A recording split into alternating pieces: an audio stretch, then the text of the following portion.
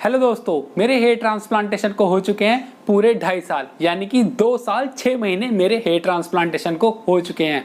और मैं आज आप सब लोगों को कुछ बातें बताने वाला हूं हेयर ट्रांसप्लांट वाले दिन की और आज की तारीख की कि आज कैसा लगता है और मेरे बाल कितने हैं। ठीक है, आज मैं कंघे की सहायता से आप सब लोगों को अपने सारे बालों की जड़ और सारी चीजें दिखाने वाला हूं।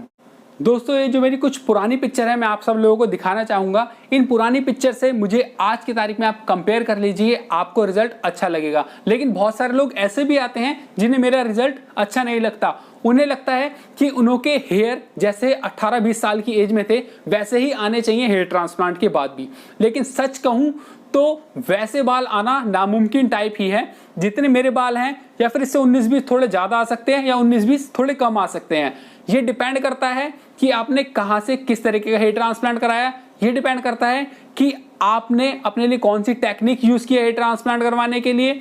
आपने जो हेयर ट्रांसप्लांट करवाया है, जहां से करवाया जिस भी डोनर एरिया से, वो डोनर एरिया कैसा था, डॉक्टर या टेक्नीशियन की जो एबिलिटी थी हेयर ट्रांसप्लांट करने की, जो उनकी कलाकारी थी हेयर ट्रांसप्लांट करने की, या वो कितने सक्षम हो गए थे हेयर ट्रांसप्लांट करवाने के लिए। इन सब बातों पे डिपेंड करता है कि आपके हेयर किस तरीके के ग्रो होने वाले हैं और आगे चल के आप किस तरीके के दिखने वाले हैं। तो दोस्तों, सबसे पहले मैं आप सब लोगों का स्वागत करता हूं इस चैनल में और आप सब लोगों को बताता हूं कि मैंने 13 नवंबर को अपना हेयर ट्रांसप्लांट करवाया था, जो कि 2 दिन की सर्जरी हुई थी, जहां पर मेरे 4,300 ग्राफ्ट इम्प्लांट किए गए थे मेरे सर के अंदर। उसके अंदर से जो फर्स्ट डे मेरा हेयर ट्रांसप्लांटेशन हुआ था वो आगे की तरफ हुआ था। यहाँ पर 2,300 ग्राफ्ट्स लगाए गए थे और पीछे क्राउन एरिया में भी मैं गंजा हुआ करता था, यहाँ पर 2,000 ग्राफ्ट्स लगाए गए थे। आगे की तरफ जो ग्राफ्ट लगाए गए हैं ये लगाए गए हैं डेंसिटी के अंदर, यानी कि बहुत पास लगाए गए हैं। जितनी ज्यादा पास लगाए जाएंगे उसको उतनी ही अच्छी डेंसिटी माना जाता है। डेंसिटी का मतलब होता है घनत्व। और पीछे की तरफ क्योंकि गंजापन बड़ा था, नंबर ऑफ ग्राफ्ट ज्यादा नहीं बचे थे, तो दूरी पर लगाया गया था। वो इस हिसाब से लगाया गया था ताकि पूरा एरिया अच्छे से कवर हो जाए। अगर जो पीछे भी डेंसिटी दी जाती तो कम से कम 3,000 ग्राफ्ट्स की रिक्वायरमेंट थी मुझे।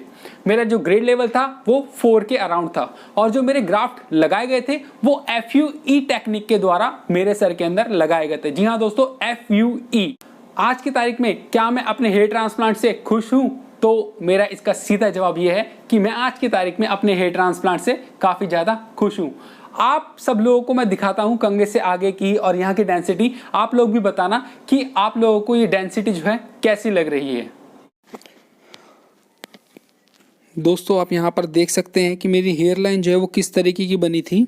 जिगजैग पैटर्न की हेयर लाइन बनी थी और आज की तारीख में ये स्ट्रेट टाइप ही दिख रही है और एकदम नेचुरल नज़र आती है। ये जो मेरी हेयर लाइन बनाई गई थी ना, ये डेंसिटी से बाल लगाया गया था जैसे मैंने आपको बताया था, और एक मैं बोलूँगा यंत्र टाइप था, उसी से लाइन खींची गई थी। ऐसा नहीं कि अपनी मर्जी से हाथों की सहायता से खींची गई थी, उसको पहले रखा गया फिर उसी से हेयर लाइन बनाई गई थी। आप डेंसिटी चेक कर सकते हैं कितनी डेंसिटी है, क्या है। हेयर ट्रांसप्लांट में जितनी डेंसिटी यहाँ पर आई है मेरे बालों में, इस डेंसिटी को बहुत अच्छी डेंसिटी माना जाता है। ठीक है, चलो अब मैं आप सब लोगों को दिखाता हूँ कि मेरा डोनर एरिया जो है वो कैसा नज़र आता है हेयर ट्रांसप्लांट होने के बाद।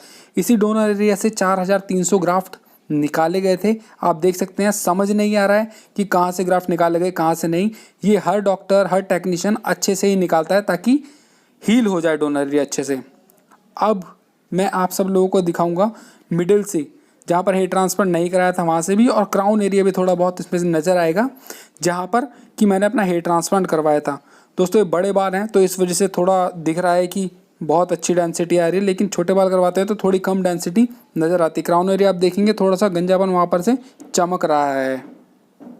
और हाँ दोस्तों, एक और बात, सबसे मेन बात जो रहती है वो रहती है पैसों की कि खर्चा कितना हुआ था हेयर ट्रांसप्लांट में। तो मेरा 45,000 खर्चा हुआ था हेयर ट्रांसप्लांट करवाने में, और मैंने जो अपना हेयर ट्रांसप्लांट है अपने घर के पास मुंबई में ही करवाया था। वैसे तो मैं दिल्ली का हूँ लेकिन मुंबई जॉब करने आया हूँ, तो यहाँ पर ही मैंने अपने घर के आसपास क्लिनिक ढूंढ के वहां पर अपना हेयर ट्रांसप्लांट करवाया।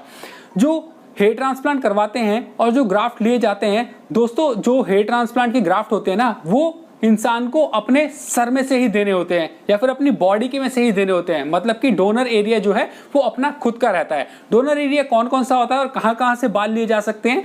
डोनर एरिया ये होता है, पेड़ होता है, चेस्ट, हाथ के बाल, पैर के बाल, मतलब कि शरीर में जहां पर भी बाल है ना हमारे, वो सारे बाल हम सर के अंदर, दाढ़ी के अंदर, बाजू में, नाक के ऊपर, माथे के ऊपर, कहीं पर भी, आईब्रो में, कान के ऊपर, जहां पर भी लगवानी हो वहां पर लगवाए जा सकते हैं। लेकिन एक तरीका होता है लगवाने का, जहां पर बालों की रिक्वायरमेंट होती है बेसिकली वहीं पर ही बाल लगवाते हैं लोग। जैसे कि कई लोगों की बियर्ड नहीं आती, वो वहां पर बाल लगाते हैं। कई लड़कों की आईब्रो चली जाती है, वहां पर लगवाते हैं। लड़के तो अधिकतर आप सब लोगों को पता है, काफी लोग गंजे हो रहे हैं, गंजेपन की समस्या से जूझ रहे हैं। उनमें से मैं भी एक था जिसने कि अपने सर पर अपने ग्राफ्ट लगवाए। मेरा कौन सा डोनर एरिया यूज हुआ था? मेरा पीछे के सर वाला डोनर एरिया यूज हुआ था। इसकी वीडियो में आप लोगों को दिखाऊंगा। ये जो वीडियो है इसके अंदर आपको दिखेगा कि डोनर एरिया फिर से फिल हो गया है, मगर डोनर एरिया के जो ग्राफ्ट निकाले गए हैं वो ग्राफ्ट वापस दोबारा नहीं आते हैं, लेकिन वो इस तरीके से निकाले जाते हैं कि पीछे के डोनर एरिया समझ ही ना आए कि वहां पर हम गंजे थे। मैं आप सब लोगों को एक वीडियो भी चलाकर दिखाता हूं यहाँ की, जहां पर आपको समझ आएगा कि पीछे का बाल फिल हो गया है, जबकि 4300 ग्राफ्ट निकाले गए थे।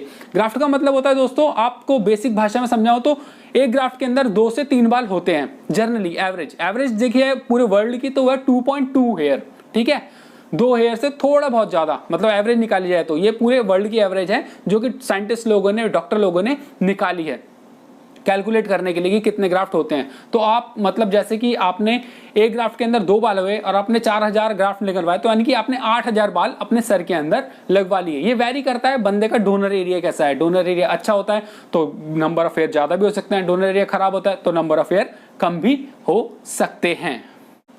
तो फिर मिलेंगे अगली वीडियो में, तब तक के लिए बाय बाय, टेक केयर।